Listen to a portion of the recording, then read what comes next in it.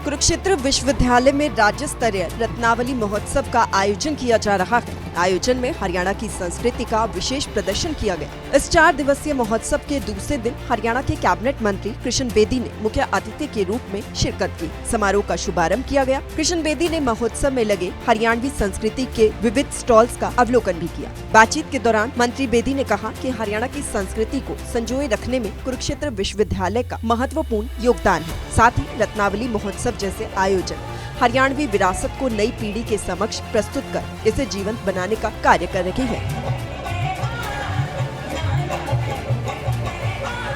मैं आज मुख्य अतिथि के तौर पर यहाँ पर पहुँचा हूँ।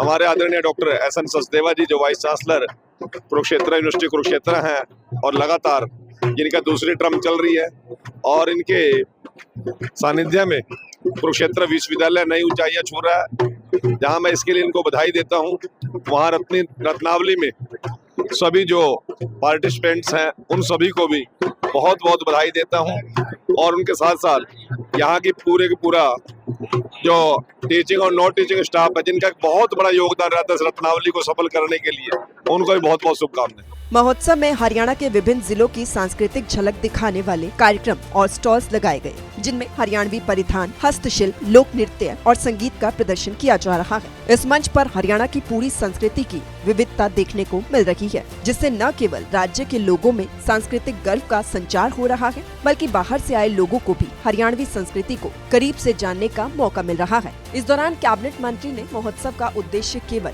मनोरंजन ही नहीं, बल्कि ये हरियाणा की अमूल्य धरोहर को आगे बढ़ाने और उसे संरक्षित करने का प्रयास भी बताया। साथ ही आयोजन से युवा पीढ़ी को अपनी जड़ों और परंपराओं को समझने को बताया। इस महोत्सव के जरिए कुरुक्षेत्र विश्वविद्यालय का प्रयास है कि हरियाणवी संस्कृति का प्रचार प्रसार हो और इसे आने वाली पीढ़ियों तक सुरक्षित तरीके से पहुँचाया जाए। कुरुक्षेत्र से सूर्य समाचार के लिए अशोक यादव की रिपोर्ट।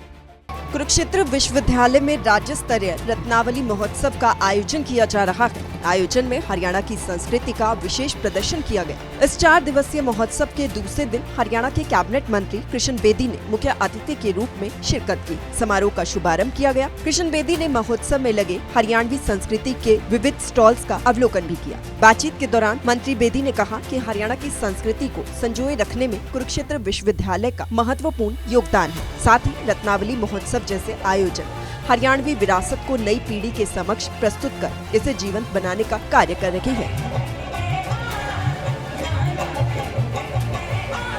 मैं आज मुख्य अतिथि के तौर पर यहाँ पर पहुँचा हूँ। हमारे आदरणीय डॉक्टर एस.एन. सचदेवा जी जो vice chancellor Kurukshetra university Kurukshetra हैं और लगातार जिनका दूसरी टर्म चल रही है और इनके सानिध्य में कुरुक्षेत्र विश्वविद्यालय नई ऊंचाइयां छू रहा है, जहां मैं इसके लिए इनको बधाई देता हूं।